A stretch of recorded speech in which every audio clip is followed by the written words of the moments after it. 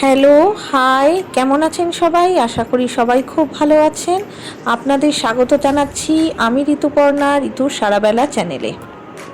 আমরা যেহেতু টাউনশিপে থাকি, সেহেতু পুরো সপ্তাহ ধরে বা 2 সপ্তাহ ধরে যতদিন আমি সিটিতে যাচ্ছি না বা সিটির থেকে আমি 15 কিলোমিটার বা 20 কিলোমিটারের ডিস্টেন্সে অনেকটা রুরাল এরিয়ায় থাকি, তো যতক্ষণ আমি যাচ্ছি না কন্টিনিউয়াসলি অনেকগুলো কাজ জমা হতে থাকে, যেরকম ছেলেদের স্টেশনারি বা গ্রসারি, আবার জামা কাপড় যদি কিছু কেনার থাকে, এই সবগুলোই কিন্তু ধরা থাকে রবিবার একদিন ছুটির দিনে।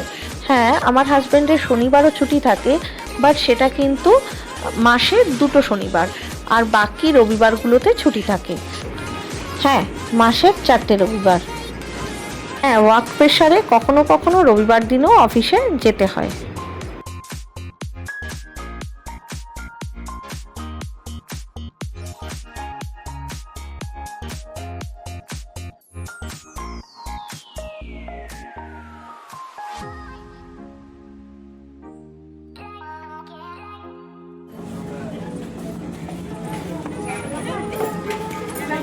अरे बोलो ना इधर। अरे यहाँ यहाँ আমাদের বাড়িতে সামনে এখন দুটো ইভেন্ট আছে।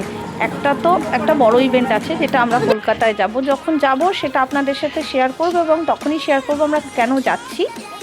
একটা অনুষ্ঠান আছে। আর রিসেন্টলি একটা আমি বলেইছিলাম আগের ব্লগটাতে, যেটা আমাদের ভুবনেশ্বর যেতে হবে, সেটাও একটা ইভেন্টে। আর সেটার জন্য আমি আপনাদের সাথে রাস্তা বা আমি কেন যাচ্ছি এই সবটাই আমি এর পরের ব্লগগুলোতে শেয়ার করব।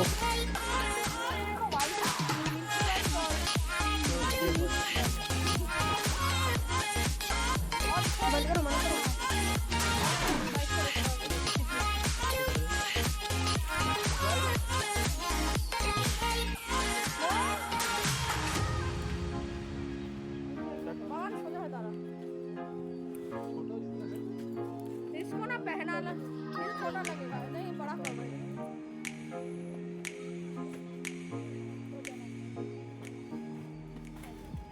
আর এই ইভেন্ট পারপাসই আমাদের কতগুলো জামা কাপড় কেনার খুব দরকার ছিল, যেরকম ওর বাবার ব্লেজার, আর নেক্সট ইভেন্টের জন্য এই 3জনের 3টে পাঞ্জাবি ছিল।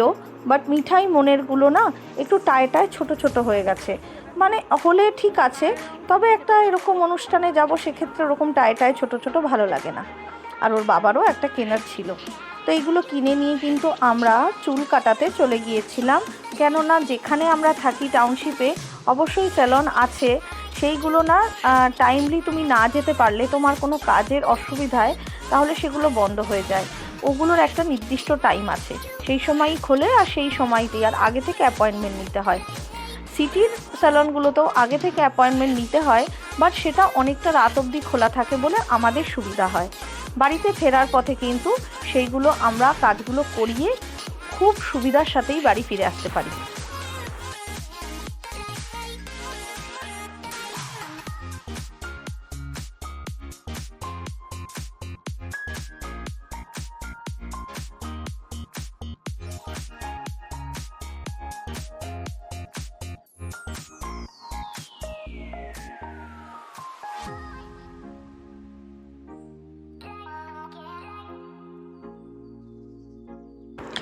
আপনারা যে ব্লগটা আজকে দেখছেন সেটা কিন্তু 2 দিন আগে শ্যুট করা। আর এই 2 দিন আগে, মানে 2 দিন ধরে কি হয়েছিল তার একটানা ভিডিওটা আমি শেয়ার করলাম। প্রথম দিকে রবিবার দিন তো এই অ্যাক্টিভিটিগুলো হয়েই ছিল। সোমবার আর মঙ্গলবার ঠিকঠাক লাইফ চলার পরে আচমকাভাবেই বুধবার দিন একটা ইমার্জেন্সির মধ্যে পড়ে গিয়েছিলাম। আপনাদের সাথে একটা জিনিস শেয়ার করি। আজকে বড় ছেলে, আজকে হচ্ছে বুধবার দিন আমার ছোট ছেলের কারাটে থাকে। তো কারাটে ক্লাসে যাওয়ার জন্য আমি রেডি হয়ে গেছি। এদিকে দুপুরবেলা 3টের সময় মিঠাইয়ের বাবা মিঠাই মিলে চোখের ডাক্তারের এখানে গেছে। আমাদের টাউনশিপে অ্যাকচুয়ালি চোখের একটা স্ক্রিনিংয়ের জন্য বাইরের থেকে ডাক্তার এসেছে, তো সেখানে নিয়ে গেছে। তো কথাটা হচ্ছে যে ও চোখে চশমা পরে, এবং সেটা 2021 সালে ধরা পড়েছিল। চোখটা একটু খারাপ আছে, মাইনাস পাওয়ার। তো সেটা ও কয়েকদিন ধরে বলছে যে ওর একটু অসুবিধা হচ্ছে। তো আজকে স্ক্রিনিং এখানে হবে বলে ওকে পাঠিয়েছিলাম। তো এখনই বলছে যে ইমার্জেন্সিতে একবার রনগুল সিটিতে যেতে হবে, ওর এখানে কিছু বলতে পারছে না, বলছে কমেছে বেড়েছে কিছু বোঝা যাচ্ছে না, এদিকে প্রবলেমটাও হচ্ছে। তো একবারে যখন কথাও উঠেছে, মনে সন্দেহ আছে, সিটিতে গিয়ে একটা বড় জায়গায় দেখিয়ে দিই। তো যাই আমরা সেখানে একবার। আমি তো রেডি হয়ে গেছি, এই যে ছোট ছেলেও রেডি হয়ে গেছে। ক্যারাটে ক্লাস আজকে মিস, ক্যারাটে আর হবে না। তো আমি যাই, তারপরে যে আপডেটটা হচ্ছে আপনাদের সাথে দিচ্ছি।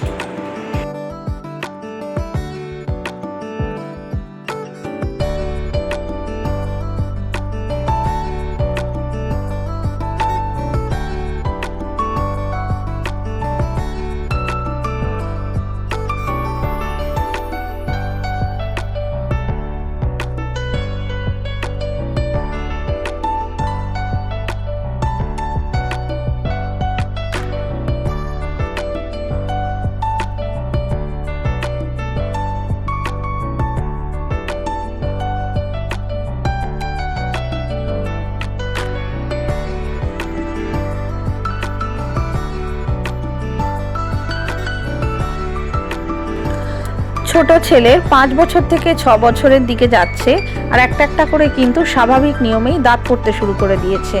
বাড়িতে পড়েছিল তখন কিন্তু ইঁদুরের গর্তে দিয়ে টুথ ফেরির থেকে 1 টাকার কয়েন নিয়েছিল। আজকে কিন্তু গাড়িতে পড়েছে, তো আর ও ইঁদুরের গর্তে ফেলতে পারেনি। আর টুথ ফেরি দাঁত না নিলে 1 টাকার কয়েন দেবে কেন বলুন তো? আর আপনাদের কার কার বাচ্চারা এরকম টুথ ফেরির থেকে দাঁত দিয়ে 1 টাকার কয়েন নেয়, সেটা কমেন্ট বক্সে অবশ্যই করে আমাকে জানাবেন।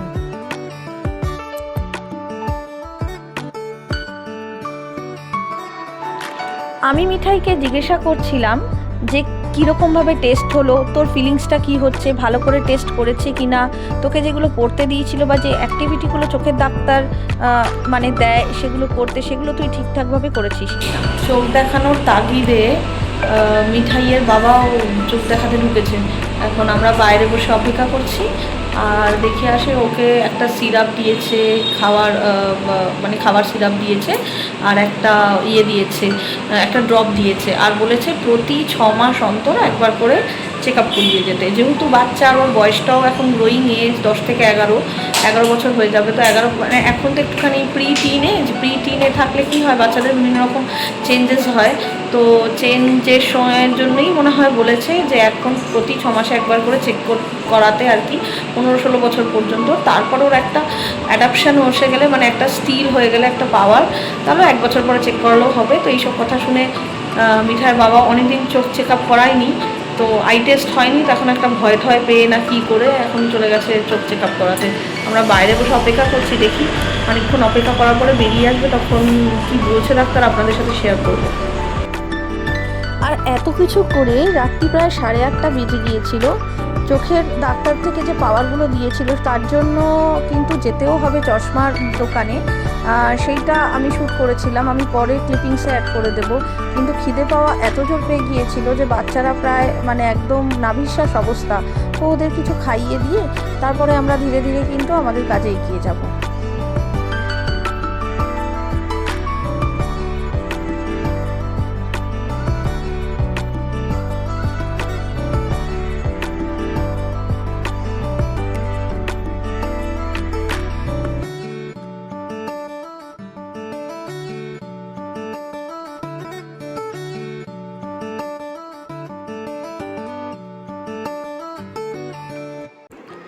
জীবনে চলতে গেলে কোথা থেকে যে এই বছরগুলো গড়িয়ে যায়, বা বাচ্চাদের সাথে সময় কাটাতে কাটাতে, তাদেরকে সময় দিতে দিতে যে জীবনটা কিভাবে এগিয়ে যায়, এই দেখুনই না, দেখতে দেখতে 2025 সালের শেষ প্রান্তে এসে আমরা দাঁড়িয়েছি। বুঝতেই পারলাম না 2025 সালের শুরুটা কোথায় হলো, আর কীভাবেই বা হলো, আর কীভাবেই বা এখন এটা শেষ হয়ে যাচ্ছে। ভাবলে অবাক লাগে, 1 বছরটা চোখের নিমিষে এইভাবেই বেরিয়ে গেল। মনে হলো তো এই 1 বছর আগেই জাস্ট 1 জানুয়ারি আমরা সেলিব্রেট করেছিলাম, 31 সেলিব্রেট করেছিলাম, আবার তাড়াতাড়ি 31 এসে গেছে। এক একটা বছর চলে যেতে যেতে ফ্যামিলির সাথে কাটানো এই সমস্ত মুহূর্তগুলো না চোখের সামনে খুব তাড়াতাড়ি করে বেরিয়ে যায়, আর এগুলোই ফ্রেমবন্দি হয়ে থাকছে এই ব্লগিংয়ের মাধ্যমে।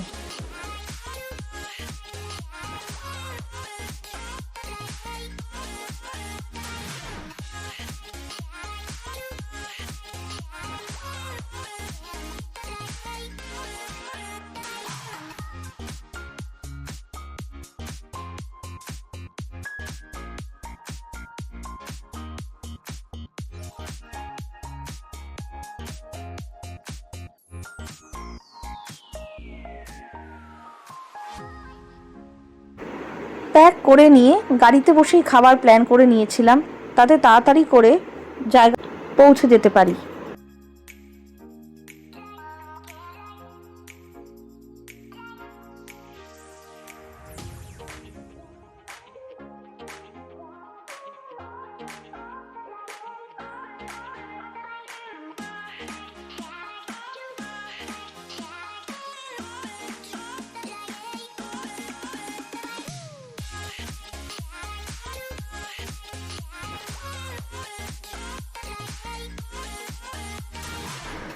সবাই চশমা বানাচ্ছে দেখে মনের কিন্তু খুব গোসা হয়েছিল।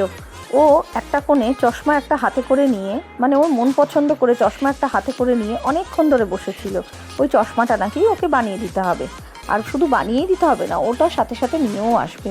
ওকে আমি বোঝাতে পারছিলামই না যে চোখে চশমাটা এরকমভাবে পরা যায় না।